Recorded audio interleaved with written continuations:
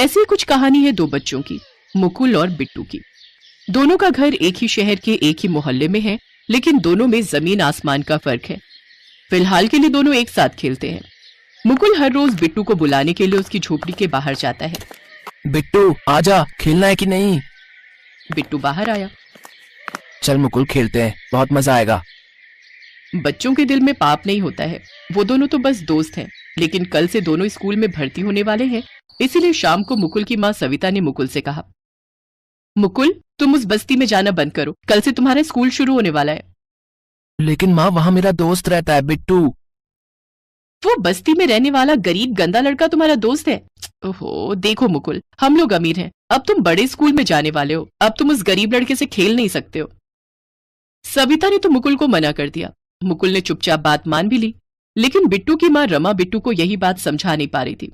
बिट्टू, मुकुल अमीर है, उसके पापा अच्छी नौकरी करते हैं, यहाँ बहुत बड़े फ्लैट में रहते हैं, तुम दोनों की दोस्ती एक ना एक दिन टूट जाएगी बेटा। नहीं माँ, हमारी दोस्ती नहीं टूटेगी, आप देख लेना, मुकुल हर रोज मेरे साथ खेलेगा।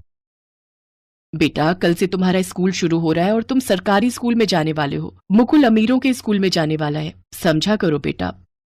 ये गरीब अमीर क्या होते हैं माँ? रमा के पास इस चीज का जवाब नहीं था। अगले दिन मुकुल अमीरों वाले स्कूल में गया और बिट्टू सरकारी स्कूल में। मुकुल के स्कूल में शहर के अमीर खानदान के बच्चे आए हुए थे। किसी के पास महंगा मोबाइल था तो किसी के पास महंगा वीडियो गेम। स्कूल के अंदर park, swimming pool, gaming room, ये सब कुछ था। और उधर बिट्टू के स्कूल में बैठने के लिए जगह तक नहीं थी। बिट्टू के स्कूल में टीचर क्लास लेने आए। बच्चों बैठ जाओ सभी। लेकिन सर यहाँ तो बैठने के लिए बेंच ही नहीं है। अच्छा तो तुम क्या प्रधानमंत्री हो जो बैठने के लिए बेंच चाहिए? जमीन पर बैठ जाओ। बिट्टू के साथ सभी जमीन पर बैठ गए। फर्श गंदा था और गीला भी था। सारे बच्चों के पैंट भीग गए और उसी हालत में पढ़ाई शुरू हो गई। बिट्टू ने मन लगाकर पढ़ाई की। क्लास के बाद बिट्टू के पास लल्ला नाम का एक लड़का आया। अरे बिट्टू मेरे साथ दोस्ती करेगा, साथ में खेलेंगे। नहीं लल्ला, मुकुल मेरा दोस्त है, मैं उसी के साथ खेलता हूँ। अच्छा वो अमीर लड़का देखना वो तुझे धोखा देगा, धोखा। हाँ। बिट्टू को फिर भी यकीन नहीं हुआ। बच्चे का मन है ना, इतनी आसानी से बुराइयां दिल के अंदर नहीं जा पाती हैं। उधर मुकुल ने रोहन नाम के एक लड़के के साथ दोस्ती कर ली। रोहन के पास महंगा वीडियो गेम था। तो फिर आज शाम को दोनों एक साथ वीडियो गेम खेलेंगे। हाँ मेरे घर पे आ जाना। स्कूल से लौटने के बाद अपने कमरे में बैठकर मुकुल और रोहन गेम खेलने लगे और बिट्टू घर के बाहर मुकुल को बुलाने के लिए आया। मुकुल खेलना नहीं है क्या? आजा। मुकुल बाहर निकला और बोला, नहीं मैं आज से तेरे साथ नहीं खेलूंगा। लेकिन क्यों नहीं? तू गरीब है, हम दोनों के स्कूल भी अलग अलग हैं, हम दोनों दोस्त नहीं हो सकते, तू चला जा यहाँ से। अब बिट्टू का दिल टूट गया। वो घर गया और अपनी माँ को पकड़कर जोर जोर से रोता रहा। माँ मुकुल ने मुझे गरीब कहा। गरीब क्या होता है माँ? अमीर क्या होता है माँ? बताओ ना माँ, बताओ ना। बिट्टू फूट फूट कर रो रहा था, साथ में उसकी माँ भी रो रही थी। आज बिट्टू समझ गया था कि गरीब और अमीर में फर्क क्या होता है। उसे अब बस स्कूल जाकर मन लगाकर पढ़ाई करनी थी। सरकारी स्कूल में ज्यादा टीचर नहीं थे, जितने भी थे वो कभी टाइम पर आते नहीं थे, और जो आते थे वो सही से पढ़ाते नहीं थे या फिर क्लास के अंदर बैठकर अपनी नींद पूरी करते थे। उधर मुकुल के स्कूल में सब कुछ टाइम पर होता था। सभी टीचर आते भी थे और पढ़ाते भी थे, साथ साथ अच्छे अच्छे खाने को और खेलने को भी मिलता था।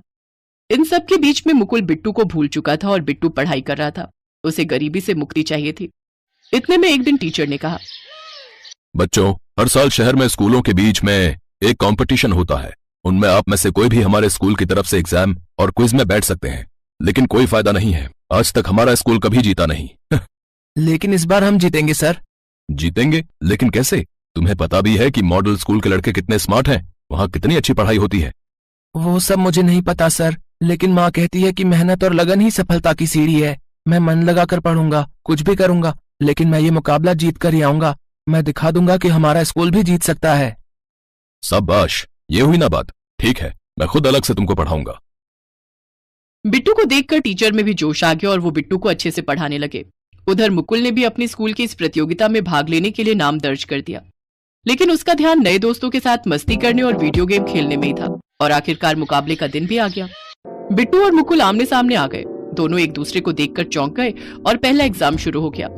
एग्जाम में मुकुल ने आधे प्रश्नों का उत्तर नहीं लिखा क्योंकि उसे आता नहीं था, लेकिन बिट्टू ने सभी प्रश्नों का सटीक उत्तर दिया और पहला मुकाबला जीत गया। और फिर क्विज की बारी आई। जज ने पूछा, हाँ तो बताइए, भारत की कैपिटल कहाँ है? New Delhi sir. बहुत बढ़िया बिट्टू। हमारा नेशनल एनिमल क्या है? शेर है सर। Very good. अब बताओ, हमारा नेशनल सॉन्ग जन गण मन किसने लिखा था? रविंद्रनाथ टैगोर ने सर। बहुत अच्छा। क्या बात है मुकुल, तुम्हें कुछ भी नहीं पता है क्या? सर मुझे तो बस वीडियो गेम के बारे में पता है। मुकुल शर्मिंदा हो गया। बिट्टू ने प्रतियोगिता जीत ली और उसके बदले उसे स्कॉलरशिप मिली। मुकुल बिट्टू के पास आकर बोला, बिट्टू मुझे माफ कर दे, बड़े स्कूल में भर्ती होने के बाद मैं सब कुछ भूल गया था। क्या तू फिर से मेरा दोस्त बनेगा? हाँ मुकुल, हम तो बेस्ट फ्रेंड हैं। दोनों ने एक दूसरे को गले लगा लिया और दोनों फिर से दोस्त बन गए। अंत में दोनों की दोस्ती के बीच में अमीरी गरीबी नहीं आई और आना भी नहीं चाहिए। बिट्टू की वजह से उसके स्कूल में सुधार आया। स्कूल में टीचर समय पर आने लगे और मेहनत से पढ़ाने लगे। बैठने के लिए बेंच, शौचालय, सब कुछ का इंतजाम हो गया और सभी बच्चे एक ब्राइट फ्यूचर की ओर बढ़ने लगे।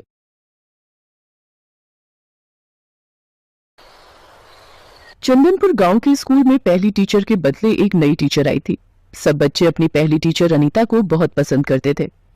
अनीता का स्वभाव भी उन बच्चों के साथ बहुत अच्छा था, पर अपनी कुछ फैमिली प्रॉब्लम्स के कारण अनीता को वापस अपने शहर जाना पड़ा। नई टीचर का पहला दिन था। बच्चे लाइन लगाकर खड़े थे। हाँ, तो मेरा नाम है मंजुलिका। क्या नाम है मेरा? सभी बच्चे मंजुलिका का नाम दोहराते हैं। उनमें से एक बच्ची निशा नाम ठीक से नहीं ले पा रही थी। ए इधर आ लड़की, क्या नाम बुलाया तूने मेरा? मंजुलिका। निशा के ऐसा कहते ही सारे बच्चे जोर से हंस पड़े। ये देखकर मंजुलिका का पारा हाई हो गया। उसने हाथ में पकड़ी डंडी जोर से निशा के हाथ पर मारी। निशा चिल्ला पड़ी और हंसते हुए बच्चे सहम गए। बड़ी हंसी आ रही थी ना? तुम सबको अभी बताती हूँ मैं। मंजुलिका सबको डंडे से बहुत पीटती है। बच्चों का रो रो कर बुरा हाल था। अगर किसी ने भी अपने घर जाकर ये कहा कि आज स्कूल में तुम सबकी पिटाई हुई है, तो फिर मुझसे बुरा कोई नहीं होगा, समझे? मंजुलिका की गुस्से से भरी लाल आंखों से बच्चे इतने सहम गए कि उनमें से कुछ बच्चों का तो बाथरूम ही निकल गया। गरीब मासूम बच्चे मंजुलिका से डर गए थे। घर जाकर किसी भी बच्चे ने स्कूल में पिटाई की बात अपने घर वालों को नहीं बताई। कान खोलकर सुन लो तुम सब, कल 10-10 रुपए स्कूल लेकर आना। अगर जो नहीं लाया फिर उसकी क्या हालत होगी ये उसी समय पता चल जाएगा। चोरी करके लाओ या फिर छीन कर लाओ या मांग कर, पर मुझे कल पैसे चाहिए। बेचारे गरीब बच्चे जिनके माता पिता मजदूरी करते थे, किसी न किसी तरह रुपए लेकर स्कूल पहुंचते हैं। पर निशा बहुत ही गरीब बच्ची थी। उसके पिता नहीं थे और उसकी माँ मेहनत मजदूरी करती थी। माँ बीमार थी, इसलिए निशा पैसे नहीं मांग पाई और बिना पैसों के स्कूल पहुंची। कहाँ है तेरे पैसे? तुझे बोला था ना कि आज पैसे लेकर आने हैं, तो क्यों नहीं लाई? टीचर, मेरी माँ की तबीयत ठीक नहीं है, घर में पैसे नहीं थे, माँ मजदूरी पर नहीं गई। मैंने माँ को बोला था, पर माँ ने कहा कि वो आज नहीं दे सकती, 1-2 दिन बाद दे देंगी। मैं आपको 1-2 दिन तक दे दूंगी टीचर जी। चल फिर ठीक है, जब तक तू मुझे पैसे लाकर नहीं देती तू पूरा दिन धूप में खड़ी रहेगी। जा वहां धूप में जाकर खड़ी हो जा। मैडम जी, छोटी बच्ची है, माफ कर दो ना, बेचारी गरीब है। तुझे बड़ा तरस आ रहा है? करूं तेरे खिलाफ रिपोर्ट? अभी तेरे को स्कूल से निकाल देंगे। बोल दूंगी तेरा काम ठीक नहीं है, तू स्कूल के बच्चों पर अत्याचार करता है। बोल चौधरी साहब को जाकर बोल दूं, क्योंकि तू ठहरा अनपढ़, तेरी बात तो कोई नहीं मानेगा, पर मैं तो पढ़ी लिखी हूँ, मेरी बात यहाँ पर सब सच मानेंगे। चल जा, अब मेरे लिए गरम गरम चाय लेकर आ। बेचारा गरीब चपरासी भी उस अत्याचारी टीचर मंजुलिका के खिलाफ कुछ नहीं कर सकता था। चपरासी दिनों जानता था कि मंजुलिका बहुत चालाक है, वो उसके ऊपर कोई भी गलत इल्जाम लगा सकती है, इसलिए वो चुप हो जाता है और बच्चों पर हो रहे अत्याचार सहन करता रहता है। निशा धूप में खड़ी रही। गर्मी का मौसम था। निशा की तबीयत बहुत खराब हो गई। उसे तेज बुखार चढ़ गया और वो स्कूल नहीं गई। ये बुखार की गोली समय समय पर देनी है। गर्मी का बुखार है, समय समय पर पानी पिलाना है, बच्ची को प्यासा नहीं रहने देना है, ठीक है? और कोई चिंता की बात नहीं है। गुड़िया रानी बहुत जल्दी ठीक हो जाएगी। ठीक है वैद्य जी। 2-3 दिन बाद जब निशा की तबीयत में सुधार आता है तो वो स्कूल पहुंचती है। 10 रुपए उसके हाथ में ही थे, क्योंकि वो जानती थी कि अगर वो पैसे नहीं ले गई तो टीचर उसको बहुत मारेगी और सजा देगी। मंजुलिका जी, ये घड़ों का इंतजाम मैंने कर दिया है। यहाँ पर ये 2 बड़े घड़े पानी के लिए रखवा दिए हैं। दीनू, इसमें ठंडा पानी भर दो ताकि मंजुलिका जी को गर्मी में पढ़ाने में कोई दिक्कत ना आए। सामने घड़ा बच्चों के लिए भी रख दो। स्कूल में बच्चों को भी तो गर्मी और प्यास लगती है। शुक्रिया चौधरी साहब, गर्मी में सच में बहुत प्यास लगती थी। बार बार कुएं से पानी मंगवाना पड़ता था, और फिर बच्चे भी छोटे हैं, उन्हें भी बहुत प्यास लगती है। आपने ये ठीक किया। और कोई काम हो तो आप दीनू के हाथ कहलवा दीजिएगा। आखिर आप हमारे गांव के गरीब बच्चों को स्कूल में पढ़ा रही हैं। हमारे गांव के लिए इतना कर रही हैं तो हमारा भी कुछ फर्ज बनता है। आपको हमारे गांव के गरीब बच्चों को पढ़ाने के लिए भेजा गया है, ये बहुत बड़ी बात है, पर गांव का चौधरी होने के कारण मेरा भी तो फर्ज बनता है। चौधरी साहब के जाने के बाद मंजुलिका फिर से अपने रूम में आ जाती है। टीचर जी, ये आपने जो पैसे मंगाए थे वो लाई हूँ। ठीक है, कहाँ गायब थी तू? 2-3 दिन से आई क्यों नहीं स्कूल? टीचर जी, मुझे बुखार हो गया था इसलिए नहीं आई थी। चलो जल्दी से सारे बच्चे स्कूल की सफाई करो, कितना गंदा हो रहा है यहाँ, एक भी कूड़ा नजर नहीं आना चाहिए। चलो सब किताबें अपने बस्ते में रखो और स्कूल की सफाई के लिए शुरू हो जाओ। छोटे छोटे मासूम बच्चे हाथों में झाड़ू पोछा लिए पूरे स्कूल को साफ करने लगते हैं। जिन हाथों में किताबें होनी चाहिए उन हाथों में झाड़ू पोछा था, और ये सब अत्याचारी टीचर मंजुलिका के कारण था। मंजुलिका आराम से अपनी कुर्सी पर बैठी फल फ्रूट खा रही थी और बच्चे साफ सफाई कर रहे थे।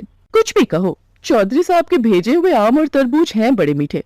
ओ अरे, मेरी चप्पल फिर टूट गई। इधर आओ तुम सब में से मोची किसका बाप है? टीचर जी, मेरे बापू जूते पालिश करते हैं। अच्छा, ये तो बहुत बढ़िया बात है। ये हुई ना अच्छे बच्चों वाली बात। चल, अब ये मेरी चप्पल आज घर ले जाना और अपने बापू से जुड़वा लाना। हाथ आगे कर। तू भी क्या याद रखेगा कि टीचर ने तुझे तरबूज खाने के लिए दिया है? ले पकड़ टुकड़ा। टीचर, ये आपके मुंह का जूठा है, मुझे नहीं खाना। क्या कहा? नहीं खाना? जूठा खिला रही हूँ? अरे तुझ जैसे भिखारी गरीब के बच्चे को एक तो मैं दे रही हूँ, ऊपर से मुझे नखरे दिखा रहा है। अब तू पिटेगा, इतना पिटेगा कि तू हमेशा याद रखेगा। मंजुलिका ने डंडी उठाई और जोर जोर से बच्चे को पीटना शुरू कर दिया। बच्चा रोता रहा, चिल्लाता रहा, पर मंजुलिका ने उसकी दर्द भरी चीख नहीं सुनी। बच्चा दर्द से करा रहा था। गलती हो गई, छोड़ दो टीचर जी, माफ कर दो। किसी तरह चपरासी दीनू उस बच्चे को मंजुलिका से छुड़वा लेता है, पर दीनू बहुत परेशान हो चुका था। मंजुलिका ने हद पार कर दी थी। उसे समझ ही नहीं आ रहा था कि वो किस तरह से मंजुलिका की सच्चाई चौधरी और गांव के सब लोगों को बताए। बच्चे भी बहुत डरे हुए थे। और फिर एक सुबह, अरे आज दूसरे घड़े में तो पानी ही नहीं है, बहुत प्यास लग रही है। वो दूसरे घड़े में देखते हैं, शायद उसमें पानी होगा। दोनों बच्चियां दूसरे घड़े से पानी लेने के लिए जाने लगती हैं, पर जैसे निशा घड़े को हाथ लगाने लगती है, अचानक से मंजुलिका वहां आ जाती है और निशा का गला दबा देती है। टीचर जी, छोड़ो मेरा गला, दुख रहा है, मेरा दम घुट रहा है। मेरे से बिना पूछे गरीब भिखारी नछूत घड़े को हाथ लगाती है, आज तेरी खैर नहीं। तभी दीनू के साथ गांव के चौधरी साहब और बाकी गांव वाले भी आ जाते हैं, जिनमें निशा की माँ भी होती है। छोड़ उस लड़की को, छोड़ उसे। चौधरी साहब, अब आप? अरे मैं तो। तभी निशा की माँ मंजुलिका को जोरदार थप्पड़ लगाती है। निशा अपनी माँ से लिपटकर रोने लगती है। माँ, ये टीचर बहुत गंदी है, हमें बहुत मारती है माँ। मेरी बच्ची। ललन, इंस्पेक्टर साहब को फोन मिला, इस टीचर को कड़ी से कड़ी सजा होगी। माफ कर दीजिए चौधरी साहब, आइंदा ऐसा नहीं करूंगी। चौधरी साहब, कब से सोच रहा था कि इस अत्याचारी टीचर की शिकायत करूं। पता नहीं भगवान ने मुझे कहां से हिम्मत दे दी, और मैंने आपको कल रात सब कुछ सच सच बता दिया। आपकी आंखों के सामने गुनहगार है चौधरी साहब। इन गरीब मासूम बच्चों पर बहुत अत्याचार हुआ है। कहते कहते दीनू रो पड़ता है। आज उसने हिम्मत की और गांव के गरीब बच्चों को एक अत्याचारी टीचर से मुक्ति दिला दी। मंजुलिका को सजा हो जाती है और उसके सारे सर्टिफिकेट छीन लिए जाते हैं। उसके क्रूर और अत्याचारी स्वभाव के कारण आज उससे एक टीचर का पद छिन जाता है। सबके आग्रह करने पर फिर से बच्चों की प्रिय टीचर अनीता को वापस बुला लिया जाता है। अनीता भी जब बच्चों के साथ हुए अत्याचार के बारे में सुनती है तो उसकी भी आंखें भर आती हैं। मासूम बच्चे